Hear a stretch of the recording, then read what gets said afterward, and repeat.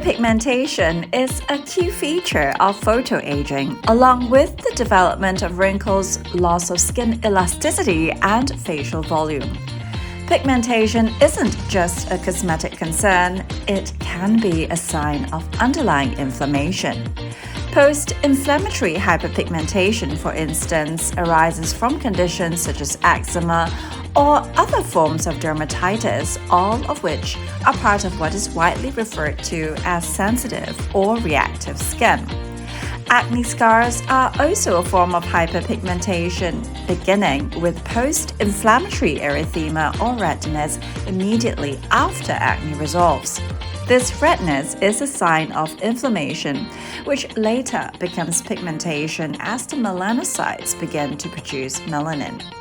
Melanin deposited in the superficial and deeper layers become what we know as hyperpigmentation. Traditionally prescribed tyrosinase inhibitors such as hydroquinone reverse these processes by blocking the melanin synthesis pathway. However, hydroquinone is also associated with skin irritation, which can occur even with short-term use. Sensitive skin, for example, does not respond well to hydroquinone therapy. It is possible for flare-ups to occur, necessitating the use of topical steroid therapy. For instance, the 3-in-1 hydroquinone retinoid steroid formula, known by its trade name Triluma, was specifically created to counteract these side effects during the treatment of melasma. Such an approach isn't a solution either. Those with sensitive skin are susceptible to side effects or irritation caused by barrier disruption. Is it possible to treat hyperpigmentation without the use of prescription topicals?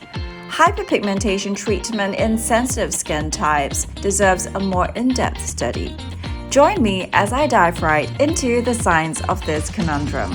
I'll share the latest research on bacterial ferment filtrates as melanogenesis inhibitors, alternative tyrosinase inhibitors, and the exciting field of functional dermatology.